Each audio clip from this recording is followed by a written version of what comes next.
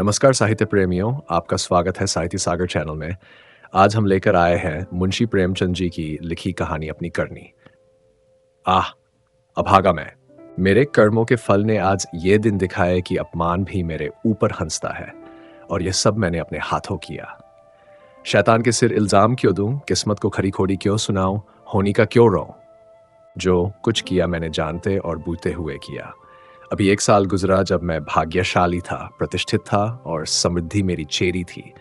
दुनिया की नेमतें मेरे सामने हाथ बांधे खड़ी थीं, लेकिन आज बदनामी और कंगाली और शर्मिंदगी मेरी दुर्दशा पर आंसू बहाती है। मैं ऊंचे खानदान का बहुत पढ़ा लिखा आदमी था, फारसी का मुल्ला, संस्कृत का पंडित, अंग्रेजी का ग्रेजुएट। अपने मुनहम मियाँ मिट्ठू क्यों बनूं, लेकिन रूप भी मुझको मिला था, मैं इतना कि दूसरे मुझसे ईर्ष्या कर सकते थे। कर्ज एक इंसान को खुशी के साथ जिंदगी बसर करने के लिए जितनी अच्छी चीज़ों की ज़रूरत हो सकती है, वह सब मुझे हासिल थी। सेहत का यह हाल कि मुझे कभी सरदर्द की भी शिकायत नहीं हुई। फिटन की सैर, दरिया की दिलफरेबियाँ, पहाड़ के सुंदर दृश्य, उन खुशियों का जिक्र ही तकलीफदेह है। क्या मज़े की ज़िंदगी थी।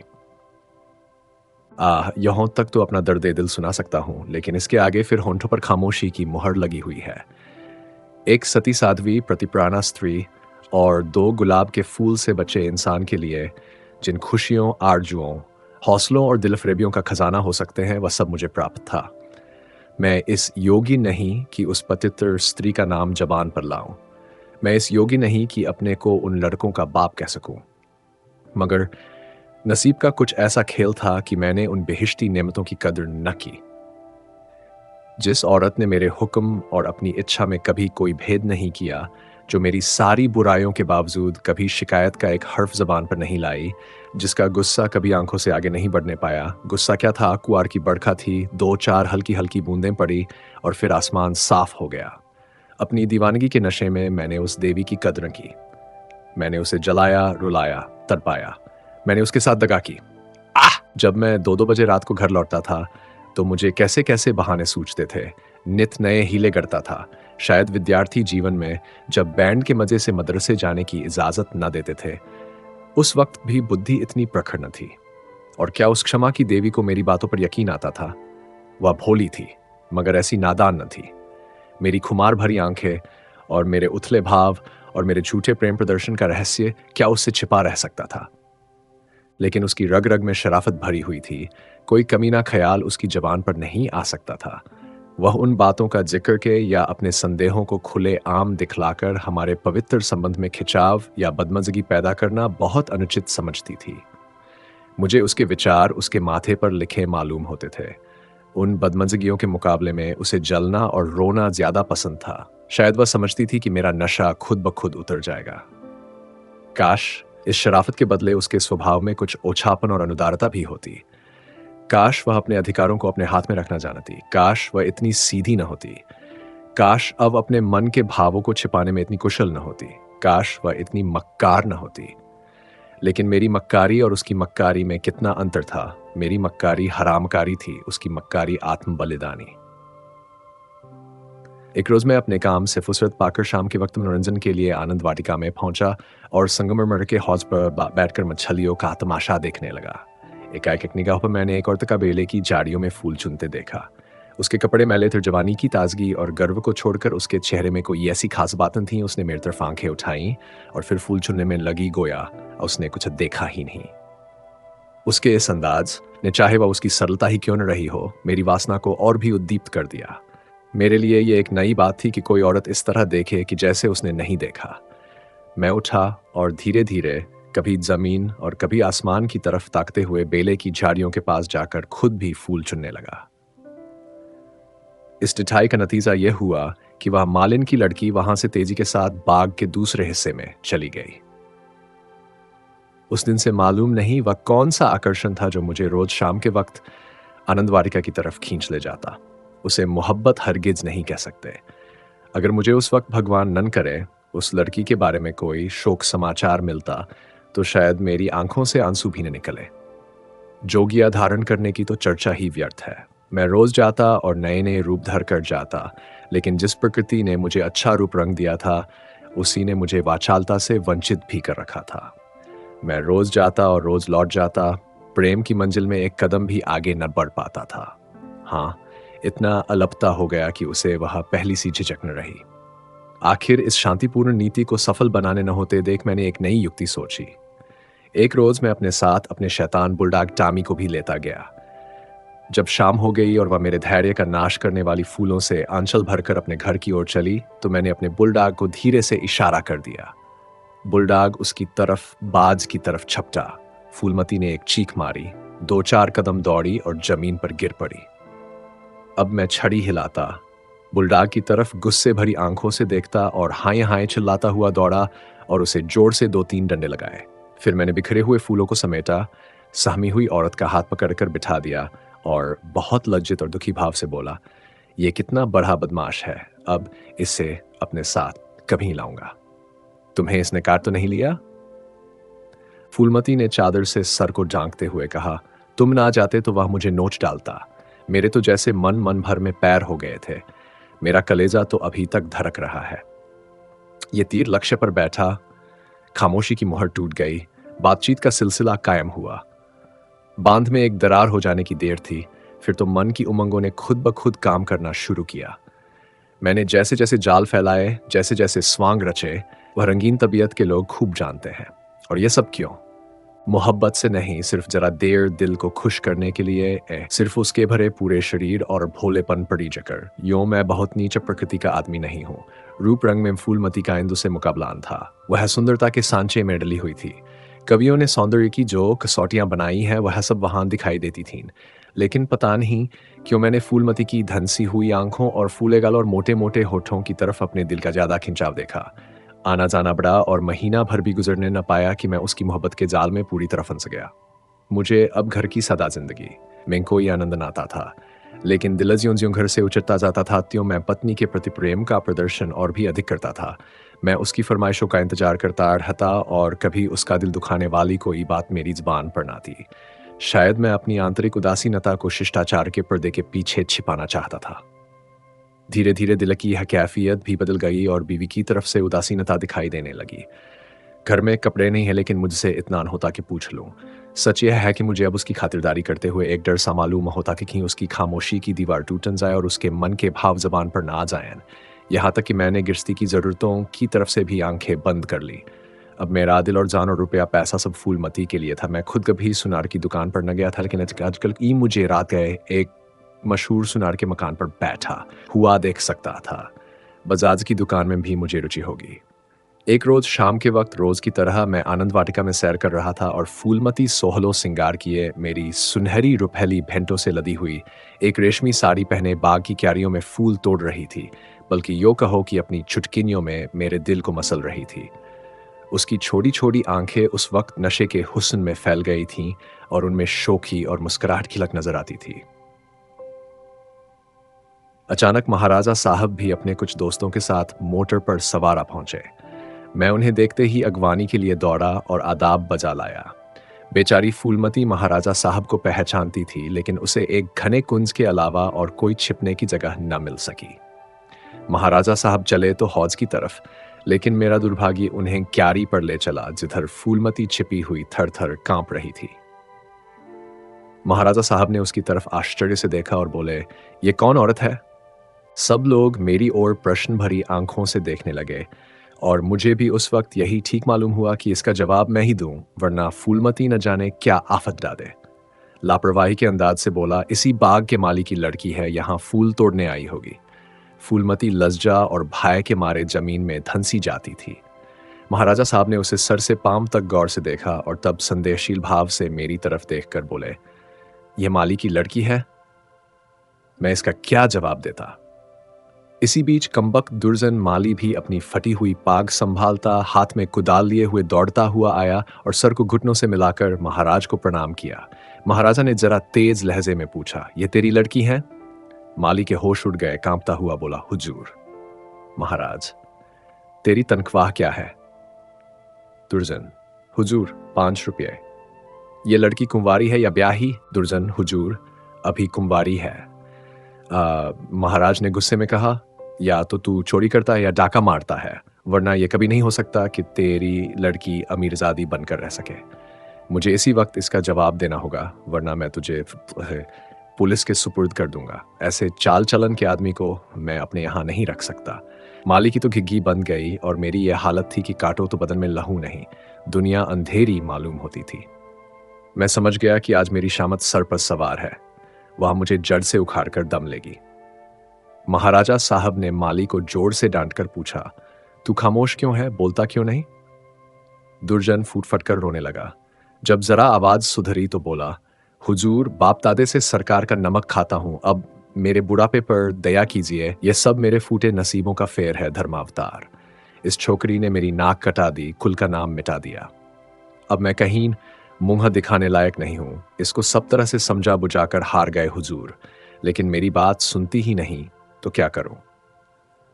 हुजूर माई बाप है, आपसे क्या पर्दा करूं? उसे अब अमीरों के साथ रहना अच्छा लगता है, और आजकल के रईसों और अमीरों को क्या कहूं, दीन बंधु सब जानते हैं।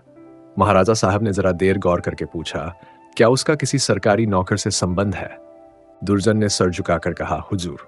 महाराज साहब, वह कौन आदमी है? तुम्हें उसे बतलाना होगा। दुर्जन, महाराज जब पूछेंगे बता दूंगा, सांझ को आंच क्या। मैंने तो समझा था कि इसी वक्त सारा पर्दाफाश हुआ जाता है, लेकिन महाराजा साहब ने अपने दरबार के किसी मुलाजिम की इज्जत को इस तरह मिट्टी में मिलाना ठीक नहीं समझा। वे वहां से टहलते हुए मोटर पर बैठकर महल की तरफ चले। इस मनहूस वाकये के एक हफ्ते बाद एक रोज मैं दरबार से लौटा तो मुझे अपने घर में से एक बूढ़ी औरत बाहर निकलती हुई दिखाई दी। उसे देखकर मैं ठिठका। उसे चेहरे पर बनावटी भोलापन था, जो कुटनियों के चेहरे की खास बात है। मैंने उसे डांटकर पूछा, तू कौन है, यहां क्यों आई है? बुढ़िया ने दोनों हाथ उठाकर मेरी बलाएं ली और बोली, बेटा नाराज न हो, गरीब भिखारी हूं, मालकिन का सुहाग भरपूर रहे, उसे जैसा सुनती थी वैसा ही पाया। यह कहकर उसने जल्दी से कदम उठाए और बाहर चली गई। मेरे गुस्से का पारा चढ़ा। मैंने घर जाकर पूछा, यह कौन औरत थी? मेरी बीवी ने सर झुकाए धीरे से जवाब दिया, क्या जानूं, कोई भिखरिन थी। मैंने कहा, भिखारिनों की सूरत ऐसी नहीं हुआ करती, यह तो मुझे कुटनी सी नजर आती है। साफ साफ बताऊं उसके यहां आने का क्या मतलब था? लेकिन बजाय कि इन संदेह भरी बातों को सुनकर मेरी बीवी गर्व से सिर उठाए और मेरी तरफ उपेक्षा भरी आंखों से देखकर अपनी साफ दिली का सबूत दे, उसने सर झुकाए हुए जवाब दिया, मैं उसके पेट में थोड़े ही बैठी थी, भीख मांगने आई थी, भीख दे दी। किसी के दिल का हाल कोई क्या जाने। उसके लहजे और अंदाज से पता चलता था कि वह जितना जबान से कहती है, उससे ज्यादा उसके दिल में है। झूठा आरोप लगाने की कला में वह अभी बिल्कुल कच्ची थी, वरना तिरिया चरित्र की था किसे मिलती है। मैं देख रहा था कि उसके हाथ पांव थरथरा रहे हैं। मैंने झपटकर उसका हाथ पकड़ा और उसके सिर को ऊपर उठाकर बड़े गंभीर क्रोध से बोला, इंदु, तुम जानती हो कि मुझे तुम्हारा कितना एतबार है, लेकिन अगर तुमने इसी वक्त सारी घटना सच सच न बता दी तो मैं नहीं कह सकता कि इसका नतीजा क्या होगा। तुम्हारा डंग बतलाता है कि कुछ न कुछ दाल में काला जरूर है। ये खूब समझ रखो कि मैं अपनी इज्जत को तुम्हारी और अपनी जानों से ज्यादा अजीज समझता हूं। मेरे लिए यह डूब मरने की जगह है कि मैं अपनी बीवी से इस तरह की बातें करूं, उसकी ओर से मेरे दिल में संदेह पैदा हो। मुझे अब ज्यादा सब्र की गुंजाइश नहीं है।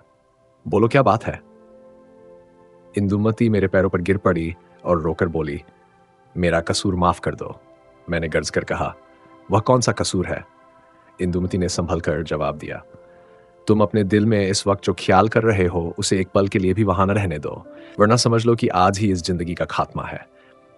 मुझे नहीं मालूम था कि तुम मेरे ऊपर जो जुल्म किए हैं उन्हें मैंने किस तरह झेला है, और अब भी सब कुछ झेलने के लिए तैयार हूं। मेरा सर तुम्हारे पैरों पर है, जिस तरह रखोगे रहूंगी। लेकिन आज मुझे मालूम हुआ कि तुम खुद हो वैसा ही दूसरों को समझते हो। मुझसे भूल अवश्य हुई है, लेकिन उस भूल की यह सजा नहीं कि तुम मुझ पर ऐसे संदेह न करो। मैंने उस औरत की बातों में आकर अपने सारे घर का चिट्ठा बयान कर दिया।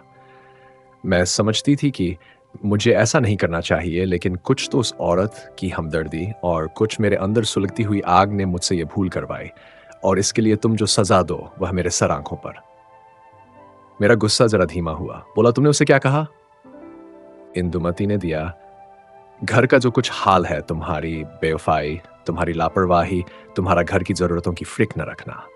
अपनी बेवकूफ़ी का क्या कहूँ खनास, मैंने उसे यहाँ तक कह दिया कि इधर 3 महीने से उन्होंने घर के लिए कुछ खर्च भी नहीं दिया और इसकी चोट मेरे गहनों पर पड़ी। तुम्हें शायद मालूम नहीं कि इन 3 महीनों में मेरे सारे 400 रुपये के जेवर बिक गए। न मालूम क्यों मैं उससे यह सब कुछ कह गई। जब इंसान का दिल जलता है तो ज़बान तक उसी आन चाही जाती है, मगर मुझसे जो कुछ खता हुई उससे कई गुनी सख्त सज़ा तुमने मुझे दी है। मेरा बयान लेने का भी सब्र न हुआ। खैर, तुम्हारे दिल की कैफियत मुझे मालूम हो गई। तुम्हारा दिल मेरी तरफ से साफ नहीं है, तुम्हें मुझ पर विश्वास नहीं रहा, वरना एक भिखारिन औरत के घर से निकलने पर तुम्हें ऐसे शुबहे क्यों होते। मैं सर पर हाथ रखकर मालूम हो गया कि तबाही के सामान पूरे हुए जाते हैं। दूसरे दिन मैं ज्यों ही दफ्तर में पहुंचा, चौबदार ने आकर कहा, महाराज साहब ने आपको याद किया है। मैं तो अपनी किस्मत का फैसला पहले से ही किए बैठा था। मैं खूब समझ गया था कि वह बुढ़िया खुफिया पुलिस की कोई मुखबिर है जो मेरे घरेलू मामलों की जांच के लिए तैनात हुई होगी। कल उसकी रिपोर्ट आई होगी और आज मेरी तलबी है। खौफ से सहमा हुआ, लेकिन दिल को किसी तरह संभाले हुए कि जो कुछ सर पर पड़ेंगी देखा जाएगा, अभी से क्यों जान दूं, मैं महाराजा की खिदमत में पहुंचा। वह इस वक्त अपने पूजा के कमरे में अकेले बैठे हुए थे। कागजों का एक ढेर इधर उधर फैला हुआ था और वह खुद किसी ख्याल में डूबे हुए थे। मुझे देखते ही वह मेरी तरफ मुखातिब हुए। उनके चेहरे पर नाराजगी के लक्षण दिखाई दिए। बोले, कुंवर श्याम सिंह, मुझे बहुत अफसोस है कि तुम्हारी बाबत मुझे जो बातें मालूम हुई वह मुझे इस बात के लिए मजबूर करती हैं कि तुम्हारे साथ सख्ती का बर्ताव किया जाए। तुम मेरे पुराने वसीकादार हो और तुम्हें यह गौरव की पीढ़ियों से प्राप्त है। तुम्हारे बुजुर्गों ने हमारे खानदान की जान लगाकर सेवाएं की हैं और उन्हीं के सिले में यह वसीका दिया गया था, लेकिन तुमने अपनी हरकतों से अपने को इस कृपा के योग्य नहीं रखा। तुम्हें इसलिए वसीका मिलता था कि तुम अपने खानदान की परवरिश करो, अपने लड़कों को इस योग्य बनाओ कि वह राज्य की कुछ खिदमत कर सके। उन्हें शारीरिक और नैतिक शिक्षा दो ताकि तुम्हारी जात से रियासत की भलाई हो, न कि इसलिए कि तुम इस रुपये को बेहुदा ऐशपस्ती और हरामकारी में खर्च करो। मुझे इस बात से बहुत तकलीफ होती है कि तुमने अब अपने बाल बच्चों की परवरिश की जिम्मेदारी से भी अपने को मुक्त समझ लिया है। अगर तुम्हारा ही रंग रहा तो यकीनन वसीकादारों का एक पुराना खानदान मिट जाएगा। इसलिए हादसे से हमें तुम्हारा नाम वसीकादारों की फेहरिस्त से खारिज कर दिया और तुम्हारी जगह तुम्हारी बीवी का नाम दर्ज किया गया। वह अपने लड़कों को पालने पोसने की जिम्मेदार है। तुम्हारा नाम रियासत के मालियों की फेहरिस्त में लिया जाएगा। तुमने अपने को इसी के योग्य सिद्ध किया है और मुझे उम्मीद है कि यह तबादला तुम्हें नागवार न होगा। बस जाओ और मुमकिन हो तो अपने किए पर पछताओ। मुझे कुछ कहने का साहस न हुआ। मैंने बहुत धैर्यपूर्वक अपने किस्मत का यह फैसला सुना और घर की तरफ चला। लेकिन 2 ही 4 कदम चला था कि अचानक खचाल आया, किसके घर जा रहे हो? तुम्हारा घर अब कहाँ है? मैं उल्टे कदम लौटा। जिस घर का मैं राजा था, वहां दूसरों का आश्रित बनकर मुझसे नहीं रहा जाएगा, और रहा भी जाए तो मुझे रहना चाहिए। मेरा आचरण निश्चय ही अनुचित था, लेकिन मेरी नैतिक संवेदना अभी इतनी थोथी न हुई थी। मैंने पक्का इरादा कर लिया कि इसी वक्त इस शहर से भाग जाना मुनासिब है, वरना बात फैलते ही हमदर्दों और बुरा चेतने वालों का एक जमघट हालचाल पूछने के लिए आ जाएगा। दूसरों की सूखी हमदर्दियां सुननी पड़ेंगी जिनके पर्दे में खुशी झलकती होगी। एक बार, सिर्फ एक बार मुझे फूलमती का ख्याल आया। उसके कारण ये सब दुर्गत हो रही है, उससे तो मिल ही लूं। मगर दिल ने रोका। क्या एक वैभवशाली आदमी की जो इज्जत होती थी वह मुझे हासिल हो सकती है? हरगिज नहीं। रूप की मंडी में वफा और मोहब्बत के मुकाबले में रुपया पैसा ज्यादा कीमती चीज है। मुमकिन है इस वक्त मुझ पर तरस खाकर या क्षणिक आवेश में आकर फूलमती मेरे साथ चलने पर आमादा हो जाए, लेकिन उसे लेकर कहाँ जाऊंगा? पांवों में बेड़ियां डालकर चलना तो और भी मुश्किल है। इस तरह सोच विचार कर मैंने बंबई की राह ली और अब 2 साल से एक मिल में नौकर हूं। तनख्वाह सिर्फ इतनी है कि ज्यों त्यों जिंदगी का सिलसिला चलता रहे, लेकिन ईश्वर को धन्यवाद देता हूं और इसी को यथेष्ट समझता हूं। मैं एक बार गुप्त रूप से अपने घर गया था। फूलमती ने एक दूसरे रईस से रूप का सौदा कर लिया है, लेकिन मेरी पत्नी ने अपने प्रबंध कौशल से घर की हालत खूब संभाल ली है। मैंने अपने मकान को रात के समय लालसा भरी आंखों से देखा। दरवाजे पर 2 लालटेनें जल रही थीं और बच्चे इधर-उधर खेल रहे थे। हर सफाई और सुथरापन दिखाई देता था। मुझे कुछ अखबारों के देखने से मालूम हुआ कि महीनों तक मेरे पते निशान के बारे में अखबारों में इश्तहार छपते रहे। लेकिन अब यह सूरत लेकर मैं वहाँ क्या जाऊँगा और ये कालिख लगा मुँह किसको दिखाऊँगा? अब तो मुझे इसी गिरी पड़ी हालत में ज़िंदगी के दिन काटने हैं, चाहे रोकर काटूँ या हँसकर। मैं अपनी हरकतों पर अब बहुत शर्मिंदा हूँ। अफ़सोस मैंने उन नेमतों की कदर न की, उन्हें लात से ठोकर मारी। ये उसी की सज़ा है कि आज मुझे ये दिन देखना पड़ रहा है। मैं वह परवाना हूँ। मैं वह परवाना हूँ जिसकी खाक भी हवा के झोंकों से नहीं बची। यदि इस प्रस्तुति ने आपके हृदय को स्पर्श किया हो, तो कृपया इस वीडियो को लाइक करें, कमेंट करें और साहित्य सागर चैनल को सब्सक्राइब करना न भूलें। धन्यवाद।